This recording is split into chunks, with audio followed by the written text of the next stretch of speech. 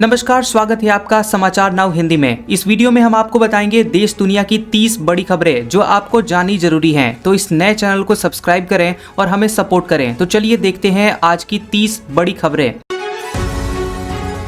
प्रयागराज में दुल्हन ने बदला रिवाज, नाचते गाते बारात लेकर पहुंची दूल्हे के घर। वीडियो भी सामने आया। बता दें कि प्रयागराज की दुल्हन तनु ने पारंपरिक परंपराओं को तोड़ते हुए खुद गाजे बाजे के साथ बारात निकाली और दुल्हन के पिता राजेश जायसवाल ने अपनी बेटी की शादी बेटे की तरह मनाने का सपना पूरा किया और शादी के कार्ड पर विशेष रूप से लड़की की बारात लिखवाई गई थी और बारात की आरती भी उतारी गई। जैसा कि आप इस बगल में फोटो में देख सकते हैं कि लड़की कितनी हंसी खुशी से बारात लेकर जाती हुई दिखाई दे रही है और कितनी खुश नजर आ रही है। चलिए बढ़ते हैं अगली खबर की ओर।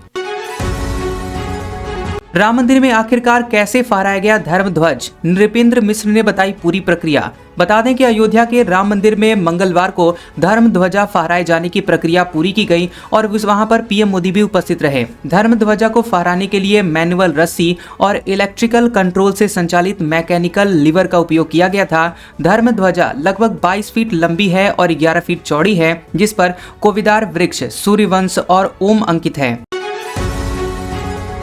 जानते थे पोल गिर सकता है, फिर भी नहीं की मरम्मत। बास्केटबॉल कोर्ट में हार्दिक की जान जाने पर छलका भाई का दर्द। हरियाणा के रोहतक में एक दर्दनाक हादसा हुआ है और 16 साल के एक बास्केटबॉल खिलाड़ी हार्दिक की प्रैक्टिस के दौरान पोल गिरने से जान चली गई। हार्दिक की जान जाने के लिए उसके चचेरे भाई ने हरियाणा सरकार के खेल विभाग को जिम्मेदार ठहराया और हादसे की जांच जंग लगे पोल को बताया जा रहा है, जिसे कई बार मरम्मत के लिए अधिकारियों को सूचित किया गया था, लेकिन कोई मरम्मत नहीं किया गया, जिसको गिरने से बास्केटबॉल खिलाड़ी हार्दिक की प्रैक्टिस के दौरान जान चली गई।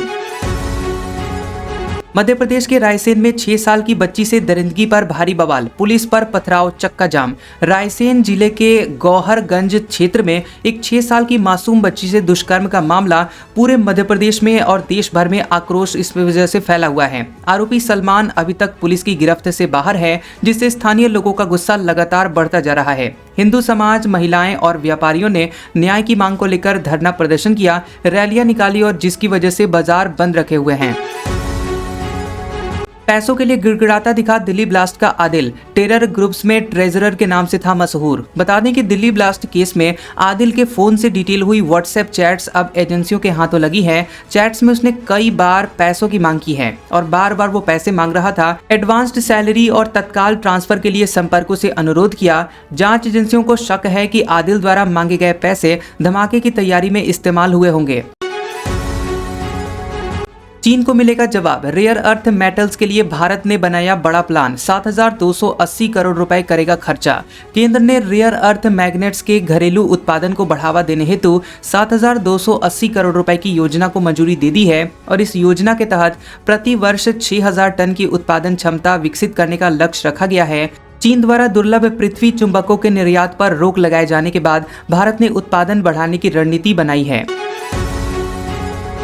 जय हिंद से टकराने वाला चूर चूर हो जाएगा, राज्यसभा के नारा बैन पर ममता बनर्जी की चेतावनी। राज्यसभा ने सदन में जय हिंद, वंदे मातरम जैसे नारे न लगाने की सलाह जारी की है। ममता बनर्जी ने जय हिंद और वंदे मातरम को राष्ट्रीय गीत और स्वतंत्रता संग्राम का प्रतीक बताया है। ममता बनर्जी ने मतदाता सूची के SIR को NRC से जोड़कर उनकी नीतियों पर सवाल उठाए हैं और कहा कि जय हिंद से टकराने वाला चूर चूर हो जाएगा। ऑनलाइन ट्रोलिंग गलत, संसद को कानून बनाना चाहिए, पूर्व CJI BR गवई ने कही अपने दिल की बात। BR गवई ने सुप्रीम कोर्ट के पूर्व प्रधान न्यायाधीश के रूप में अपने 6 महीने के कार्यकाल को सफल और संतोषजनक बताया। उन्होंने NDTV से अमरावती के एक छोटे से गांव से निकलकर CJI तक पहुंचने की यात्रा साझा की। गवई ने ऑनलाइन ट्रोलिंग को अनुचित बताया और कहा कि संसद को इसे नियंत्रित करने के लिए उचित कदम उठाने चाहिए। तेजस्वी यादव की वो एक भूल जिस कारण से सर्कुलर रोड वाले सरकारी बंगले से बेदखल होंगे लालू और राबड़ी। बिहार की NDA सरकार ने पूर्व CM राबड़ी को 10 सर्कुलर रोड का सरकारी आवास खाली करने का नोटिस जारी किया है। राबड़ी देवी को अब 39 हार्डिंग रोड स्थित नया सरकारी आवास आवंटित किया गया है, जो उनका अब नया ठिकाना बनेगा। 2017 में तेजस्वी यादव की याचिका के बाद ही हाईकोर्ट ने पूर्व मुख्यमंत्रियों को आजीवन आवास देने की व्यवस्था खत्म की थी। शौक है तो है, कार के पसंदीदा नंबर के लिए चुकाए 1,17,00,000 रुपए, बना देश का सबसे महंगा VIP number. Haryana number plate की ये नंबर 1,17,00,000 रुपए में बिका है और ये भारत का अब तक का सबसे महंगा कार नंबर बन गया है। बता दें कि इस नंबर के लिए 45 आवेदन प्राप्त हुए और बोली की शुरुआत 50,000 रुपए से शुरू हुई थी, जो कि तेजी से बढ़ी और बढ़ते बढ़ते 1,17,00,000 रुपए तक पहुंच गई। हरियाणा में वीआईपी नंबरों की साप्ताहिक ऑनलाइन नीलामी आधिकारिक पोर्टल fancy.parivahan.gov.in पर होती है। ममता बनर्जी के हुमायूं बंगाल में बनाएंगे बाबरी मस्जिद, लोग बोले पैसा क्या, जिंदगी तक दे देंगे। टीएमसी विधायक हुमायूं कबीर के 6 दिसंबर को मुर्शिदाबाद में बाबरी मस्जिद की आधारशिला रखने का ऐलान किया है और बाबरी मस्जिद के ऐलान पर बीजेपी नेताओं ने अपनी कड़ी प्रतिक्रिया दी है, जबकि स्थानीय लोग इसे सकारात्मक मान रहे हैं। विधायक ने बताया कि मस्जिद बनाने का फैसला उनकी व्यक्तिगत इच्छा है और पार्टी से इसका कोई भी संबंध नहीं है।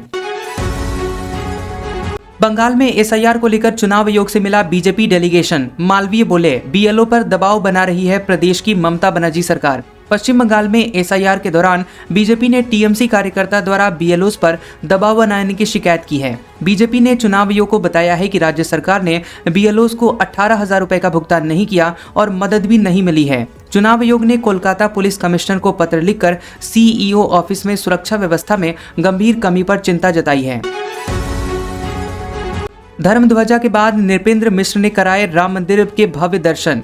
एनडीटीवी ने धर्म ध्वजारोहण के बाद मंदिर के संपूर्ण दर्शन पहली बार करवाए और नृपेंद्र मिश्रा से विशेष बातचीत की। नृपेंद्र मिश्र ने कहा कि भगवान राम ने शबरी माता से फल लेते समय जाति का भेदभाव नहीं किया। उन्होंने प्रोटोकॉल को राजनीतिक व्यवस्था बताया और राम मंदिर में विवाद से बचने पर जोर दिया।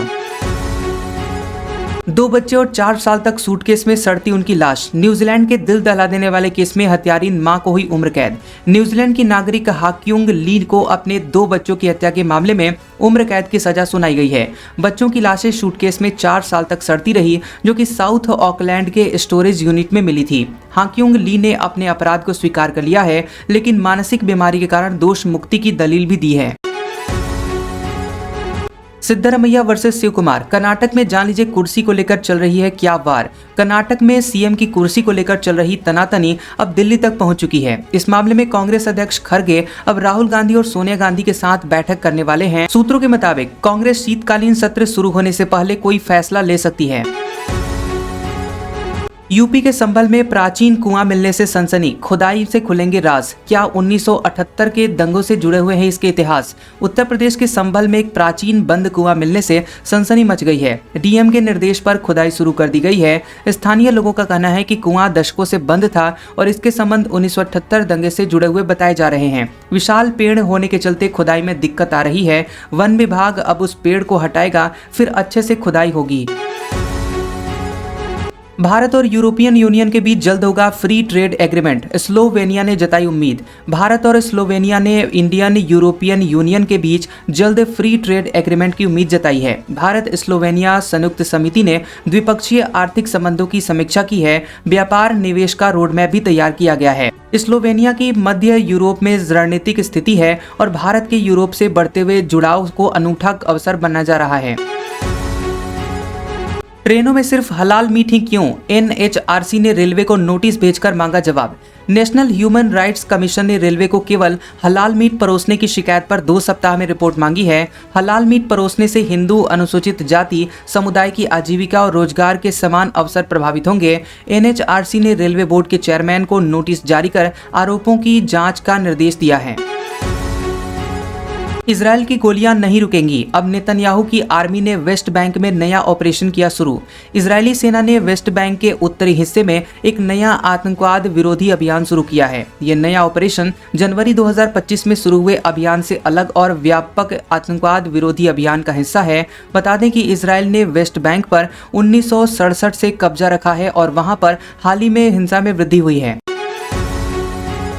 संविधान दिवस पर देश के दिल और दल एक मंच पर पीएम मोदी और राहुल गांधी। संविधान दिवस के कार्यक्रम में पीएम मोदी और राहुल गांधी एक मंच पर उपस्थित दिखाई दिए। राष्ट्रपति द्रौपदी मुर्मू ने कहा कि संविधान हमारी राष्ट्रीय अस्मिता की पहचान है। कार्यक्रम में नेताओं ने संविधान के महत्व और उनके मूल्यों को बनाए रखने का संकल्प लिया। राबड़ी देवी के बाद बेटे तेज प्रताप यादव को भी बंगला खाली करने का मिला नोटिस। जान लीजिए क्यों मिला है ये आदेश। बिहार सरकार के भवन निर्माण विभाग ने लालू परिवार के 2 सरकारी आवास खाली करने का नोटिस जारी किया है। राबड़ी देवी को 10 सर्कुलर रोड के आवास के स्थान पर अब केंद्रीय पुल आवास संख्या 39 आवंटित किया गया है। तेज प्रताप यादव को 26M स्टैंड रोड का सरकारी आवास खाली करने का आदेश मिला है, जो अब मंत्री को आवंटित हुआ है। अकेले चेन्नई को 2.25 लाख का तोहफा। H1B वीजा पर अमेरिका के पूर्व सांसद ने किया बड़ा दावा। अमेरिका के अर्थशास्त्री डेव ब्रैट ने H1B वीजा प्रोग्राम में चेन्नई को कहीं अधिक वीजा मिलने का आरोप लगाया। भारत के लिए निर्धारित H1B वीजा सीमा मात्र 85,000 है, जबकि चेन्नई को अकेले 2,20,000 वीजा मिलने का दावा किया गया है। चेन्नई वाणिज्य दूतावास तमिलनाडु, कर्नाटक, केरल और तेलंगाना के आवेदन प्रक्रियाओं का मुख्य केंद्र है।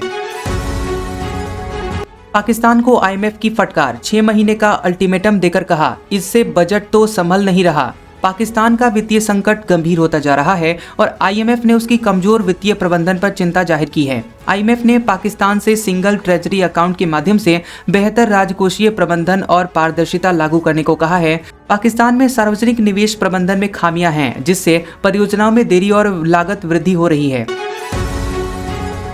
10 किलो सोना, विदेशों से मिले गिफ्ट। शेख हसीना के लॉकर में बांग्लादेश के एंटी करप्शन विभाग को जान लीजिए क्या क्या मिला।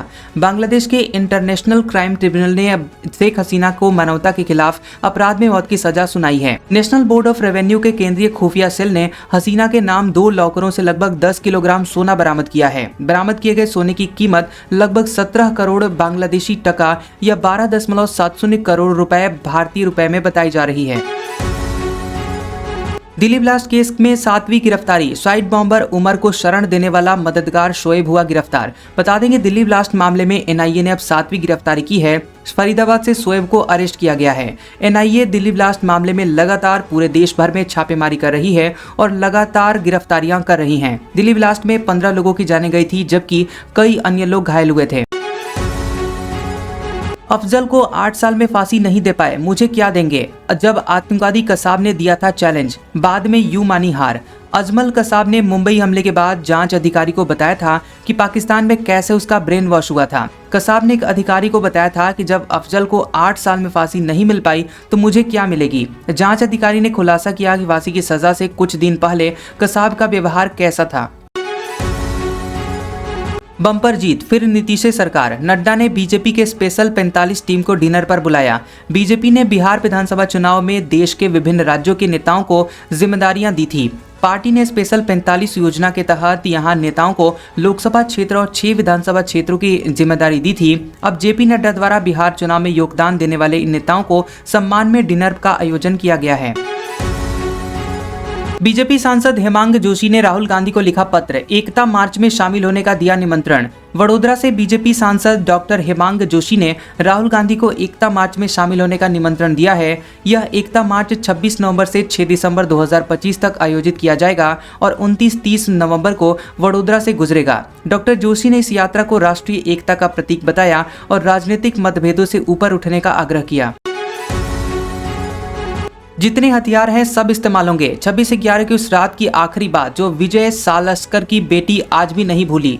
26 नवंबर 2008 की रात मुंबई में हुए आतंकवादी हमले ने पूरे शहर और देश को हिलाकर रख दिया था। लश्कर-ए-तैयबा के आतंकवादियों ने निर्दोष नागरिकों और सुरक्षा कर्मियों को निशाना बनाया था। मुंबई पुलिस के एनकाउंटर स्पेशलिस्ट इंस्पेक्टर विजय सालस्कर उसी रात आतंकवादियों से लड़ते हुए शहीद हो गए थे। भारतीय बल्लेबाजों का फ्लॉप शो। घरेलू टेस्ट सीरीज में तीसरी बार दर्ज हुआ ये अनचाहा रिकॉर्ड। भारत घरेलू टेस्ट सीरीज में दक्षिण अफ्रीका के खिलाफ 2 मैचों की सीरीज में शतक नहीं लगा सका। ये घरेलू टेस्ट क्रिकेट में तीसरी बार है जब भारतीय बल्लेबाजों ने कोई शतक नहीं बनाया। पिछली बार 1969-70 और 1995-96 में न्यूजीलैंड के खिलाफ घरेलू टेस्ट सीरीज में भी शतक नहीं बने थे। कोई विजन नहीं है। भारत की शर्मनाक हार के बाद आग बबूला हुए मोहम्मद कैफ।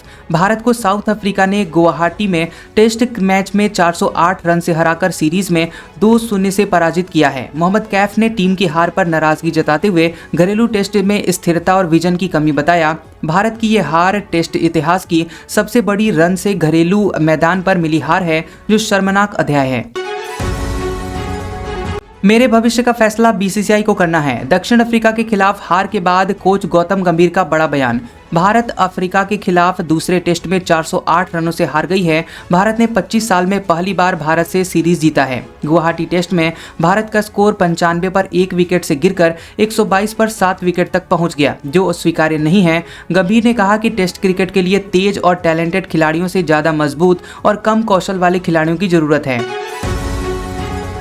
सावधान, शादी का न्योता या आपकी बर्बादी का कार्ड। वेडिंग सीजन में व्हाट्सएप पर आए ऐसे इनविटेशन से बचकर रहना। साइबर ठग शादी के डिजिटल इनविटेशन के नाम पर .apk फाइल भेजकर लोगों के बैंक खाते खाली कर रहे हैं। इस फ्रॉड में .apk फाइल डाउनलोड करते ही मोबाइल पर रिमोट एक्सेस ऐप इंस्टॉल हो जाती है, जिसे ठग कंट्रोल करते हैं। पुलिस ने केवल प्ले स्टोर से ऐप डाउनलोड करने और संदिग्ध लिंक या फिर फाइल को क्लिक या डाउनलोड न करने की सलाह दी है।